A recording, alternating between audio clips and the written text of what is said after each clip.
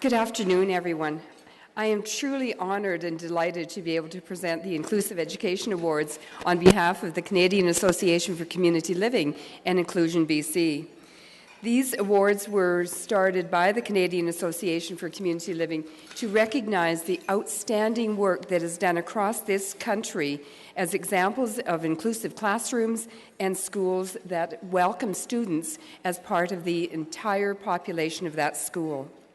Awards are given to individuals, teams, organizations, or to schools that go above and beyond what is expected in their role to initiate, inspire, promote, and create unique opportunities that result in the enriched inclusive experience of students with and without disabilities. We know that all students are more successful in an inclusive setting. And I am very proud today to present the following awards. And as I read the really inspiring biographies for each of the awards, I would ask the recipients to please join me on this platform. So I would first invite Sarah Shostak from Powell River to join me.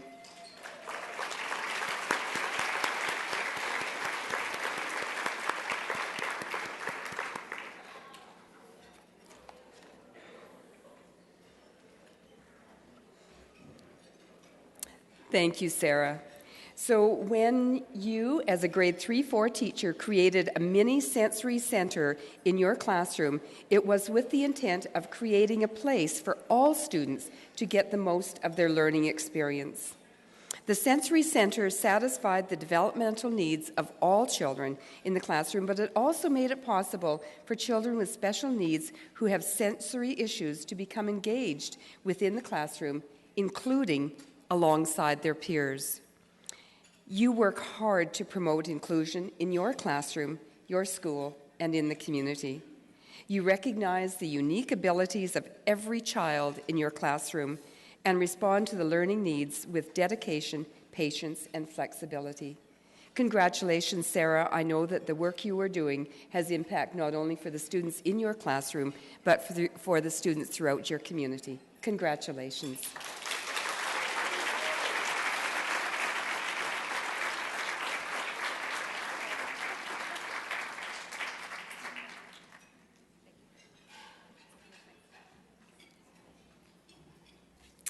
Thank you, Sarah. I would now invite Mike Graham, who is an instructor at Douglas College, to join me.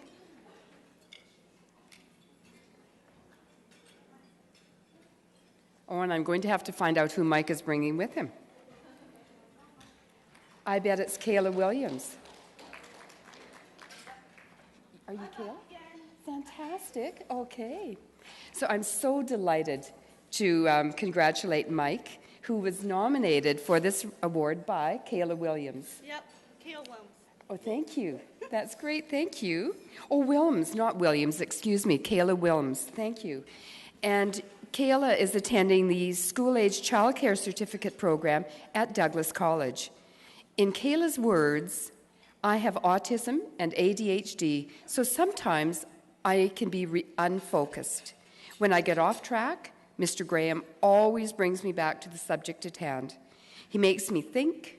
I feel my ideas are valued and supported in the classroom, and I feel that he has made himself a valued instructor and has given himself to support myself and all of my classmates.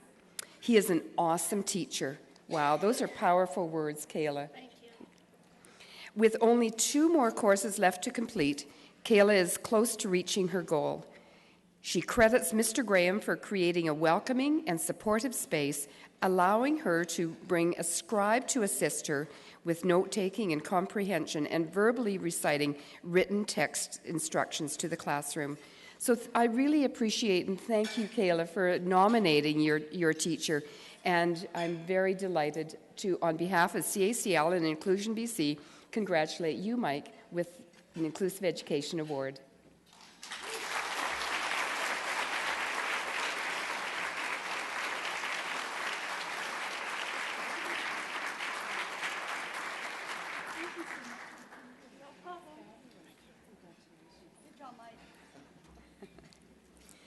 And I would now invite Sharon Rifle and Sandra Lessingham from Delta to join me.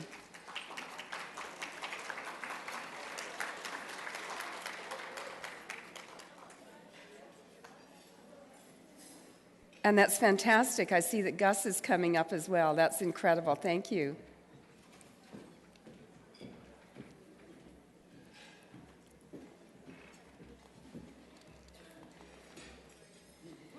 So I'm delighted to welcome onto the stage Sharon Rifle and Sandra Lessingham and Gus Staton.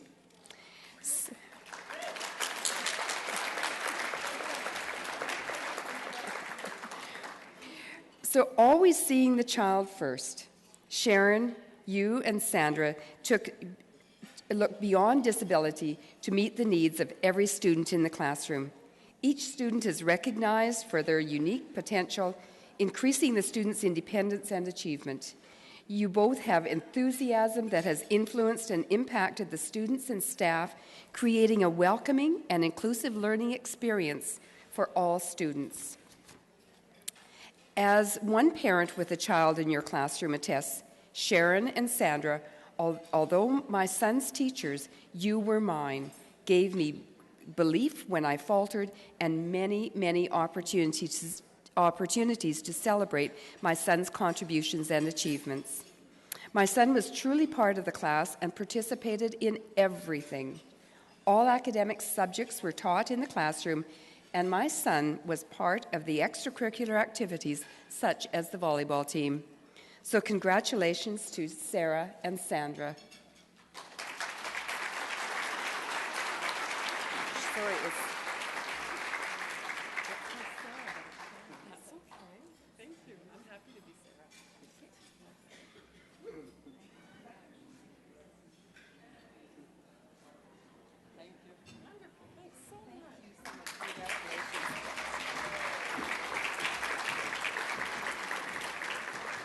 And I'm sorry, I just want to correct that last statement. My notes said congratulations, Sarah and Sandra. I'm not sure who Sarah is, but it's congratulations, Sharon and Sandra. So. And I'm now delighted to invite Christine McKee, principal at Frank J. Mitchell Elementary School in Sparwood, and I believe Barb Endicott, vice principal, will be coming to the platform as well. And just as they're on their way up, I have to tell you that I'm feeling so incredibly delighted with all of the recognition today. But I have to say that I'm particularly delighted with the recognition provided to Frank J. Mitchell Elementary School and to Christine and Barb, because I had the great fortune of being superintendent in their school district, Southeast Kootenay School District number 5. So I'm feeling, this is a goosebump moment for me, so there you go.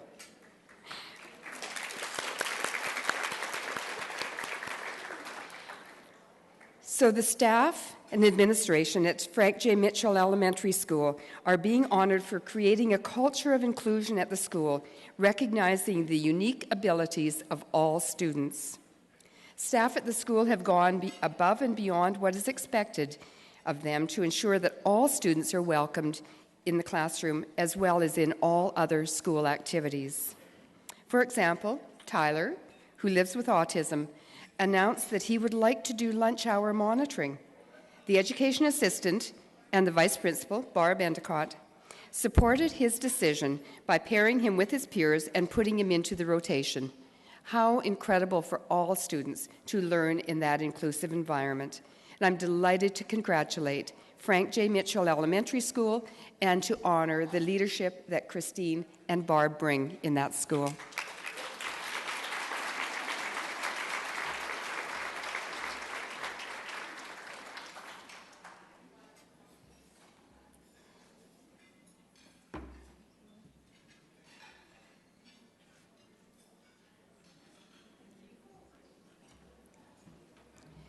So I have...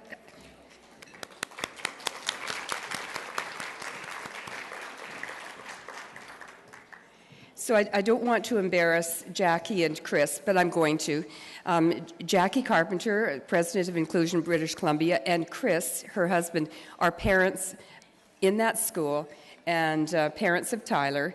And I have to say that there are two individuals who are missing from today's presentation who I know are here with us in spirit, and that's Tyler and his service dog, Cookie. So those of us who know them are just so delighted. So congratulations to Jackie and Chris as well. And now I'm very delighted to invite representatives from Club G to join me on the platform. And Club G is at Highlands Elementary School in North Vancouver.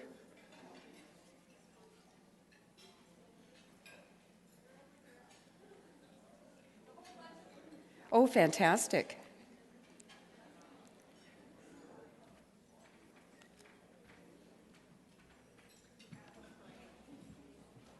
This is so incredible. I'm so glad you're all here. Wow.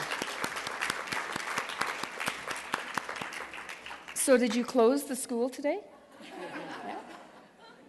Well, this is so fantastic. Club G at Highlands Elementary School in North Vancouver began in 2011 to support Gus, a student with special needs. It has since grown to become a thriving social and friendship group that fosters understanding, compassion, and improved learning outcomes for all its participants. The idea is that Club G doesn't end at Highland Elementary, and that it continues to be a model of inclusion that inspires and supports all schools in British Columbia. We would now like to share in a short video about Club G. Congratulations to Club G. So we will see the video on the screens.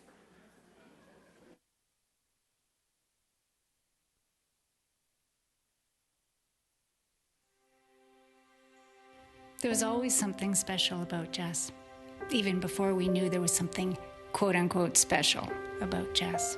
He had this energy that was just kind of angelic, really. He was a real charmer and a happy, happy kid. Like, I don't think a kid could dislike Jess, and I don't think an adult could not love him. He just exuded this love energy. Love me. I am lovable.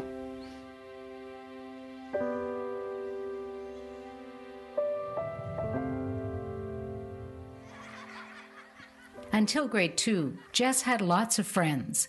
He was easy to play with. He was never alone. But Jess's world changed. It was an ordinary day. I was running errands, and I drove by the school, and it happened to be at recess. And like I always do, I drove extremely slowly and looked for my children, always scanning, are they happy, are they there? And I noticed Jess standing against the chain link fence. And he was by himself, and my heart broke. And I had to pull over and have a little cry while the ice cream melted in the back of the van. I realized, seeing him there, nobody was being mean, nobody was bullying, nobody was cruel, but Jess's world had got smaller, and I hadn't noticed. And he wasn't able to keep up on the playground. Jess's mom decided to take action. She spoke with the school, and together they decided to assemble all of the grade 4s in the gym and ask if they would like to volunteer to play with Jess, to help him make friends. The kids got very excited about the notion of teaching, about the notion of including, and it grew from there. They had hoped for 6 or 8 volunteers, but at this first meeting, 43 kids volunteered to play with Jess, 2/3 of all grade 4s in the school. They called themselves Club G. It grew over time so that the kids began scheduling themselves. They took more and more ownership of Club G, began scheduling and reminding each other, and then even in the entrance to the school, there was a Club G meets today at recess or Club G at lunchtime today, so it became very much a known entity in school. The fact that so many of them wanted to help their classmate absolutely blew me away. So the question through my mind was, why? I think it's two things. I think that The one thing is that, yes, they are an amazing, empathetic group. That is an unusual piece to have that many kids together who are like that. But the other piece is Jess. He brings it out in people. We all see the twinkle in Jess's eye. He's a wonderful human being, and they pick up on that. So it's not just the kids being wonderful, it's Jess being wonderful. So it's a two-way street. I think there's an opportunity when you go into public school to really integrate and to really understand the breadth of human experience. And you can't have that unless you have kids like my son, other kids with different paths and journeys. I think that when we don't know what to do, we often become fearful, and then out of that fear grows anger and mistreatment. I think when we have strategies and tools to interact with some situation that's different to us, it will calm us, we can stay open, and we can grow from it. So I think that's what's happened with these kids. They've learned a tool that will take them forever. The number one thing for me is teaching virtues. It doesn't matter the curriculum. What is going to get them through life is their virtues. And these kids are developing those virtues, and Jess is a major part of it. Jess is going to eat half of our icing. I think one of the things that Club G offers these kids is a safe place to take interpersonal risks that they normally wouldn't get exposed to. And it gives me goosebumps to think about what impact that could have on these kids as adults. Oh my goodness, look at look at get on the ball. Or at least get a napkin or something. Oh, well, I already just do it yourself. I think people are more kind to one another now, knowing playing with Jess, and it's made, I think, a big difference in a lot of people. I think it makes him feel really proud about himself and happy to be who he is. And what about you? How does it make you feel? Well, it just makes me feel happy that I'm his friend.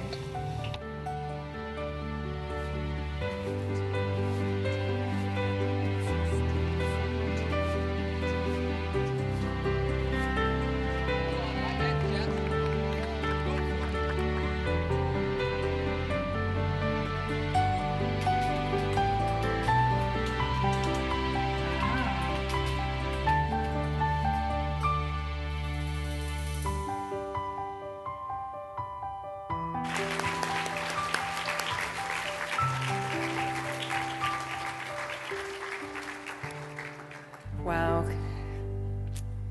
Congratulations to all people who are responsible for Club G and for enhancing Jess's life and the lives of all students at Highland School.